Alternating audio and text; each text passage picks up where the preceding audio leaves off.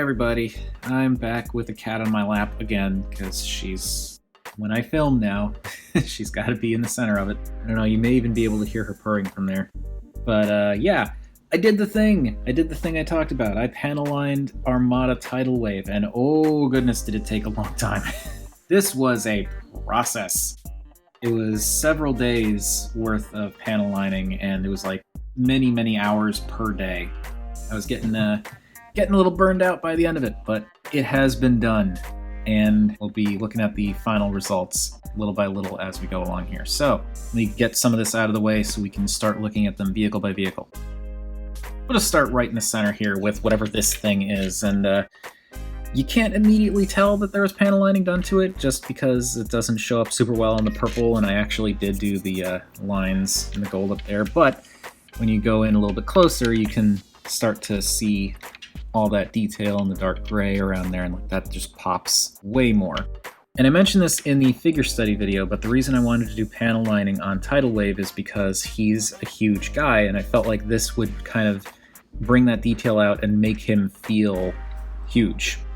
I even did the underside here. And yeah, I feel like this it brings out a lot of those details way more, and it does, I think, make this feel like a bigger vehicle. That'll be even more obvious when we get into the combined modes, I should say. Next up is the Pontoon destroyer thing, and again, it's more the same. Lots and lots of little little lined details throughout that just kind of pull out the details that are there way better. I really like how this ends up looking in the back there. It's something I didn't even realize that this was asymmetrical until doing the panel lining, but I love how it pulls out all that detail, and Diana's particularly fond of how the lining brings out the details in this green.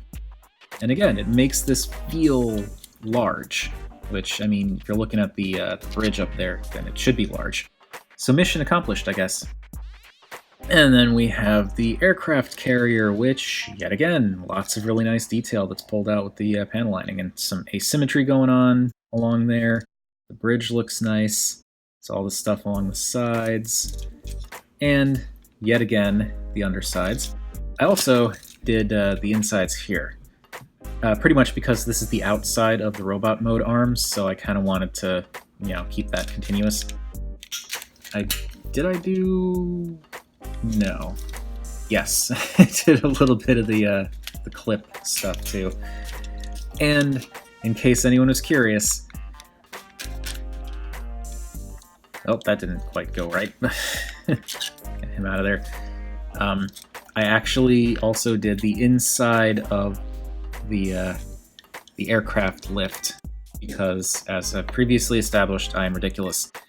And I did, in fact, for better or worse, do a little bit of panel lining on Ramjet here. I think this is Ramjet. Pretty sure it's Ramjet. It's not super overt, but it does bring out some of those details a little bit better.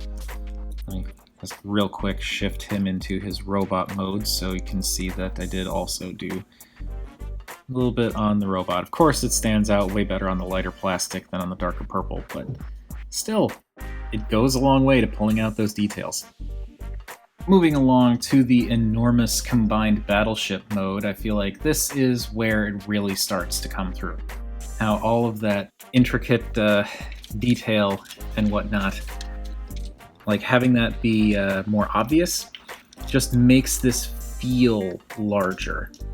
And yes, even in there as well. I still love this combined mode too, but yeah, it's like this feels like something that you would see like passing by in like a Star Wars movie or something, with like that very improbable subtle whoosh sound that a ship totally would not make in space, regardless of how big it is. I'm loving how this looks. It was a heck of a project. It took so long, but I think at the end, in the end, the results definitely worth it. In my mind, anyway. I'm hoping that you all agree.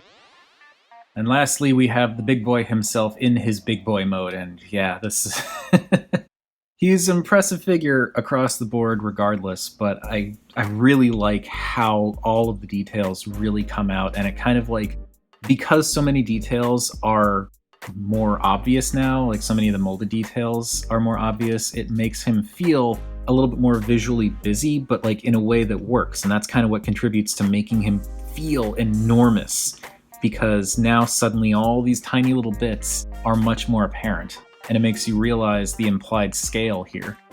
Now, one thing I forgot to point out in the individual vehicle modes was I I did actually do some work on the insides of this bit too.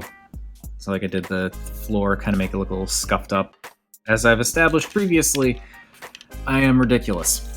You can see like so much nice detail in like the thighs and midsection there, and it all works out so nicely.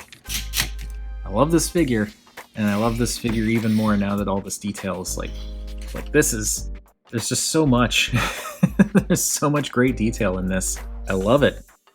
And I did even do the head.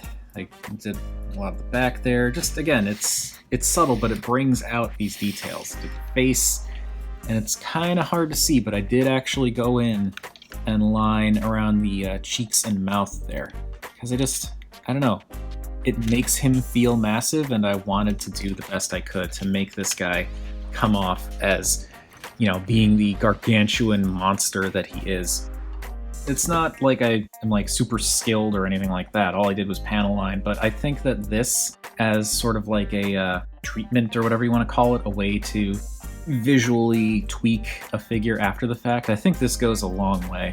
He still has the same issues that I had before, where it's like he's not superposable, the green is still kind of an ugly green, but I just love how this looks. I loved it before, and I love it even more now, because again, it just makes him feel enormous. The only downside to this is, now that I know how well this works, it makes me want to do this to Primus. Might be able to finish that before I'm 60. Anyway, that is it for Armada Tidal Wave with the panel lining done. I'm curious to know what you all think of this, because I know there were at least a couple of people who were excited about the prospect, and yeah, I'm curious, is this something like kind of what you were expecting? Worse than you were expecting? Better than you were expecting? For any of you out there who have Armada Tidal Wave, is this the kind of thing that you see and it's like, there's no way I'm doing that? Or is it something that you're actually kind of thinking of doing now? Because if so, there are links in the description for the panel lining solution and the enamel thinner that I used to do this. But that's going to do it for Armada Tidal Wave. I'm happy with how this turned out. It was a lot of work, but I think it ended up pretty awesome. And thank you everybody for watching. You can feel free to chime in the comments, let me know what you think. And as always, stay fabulous.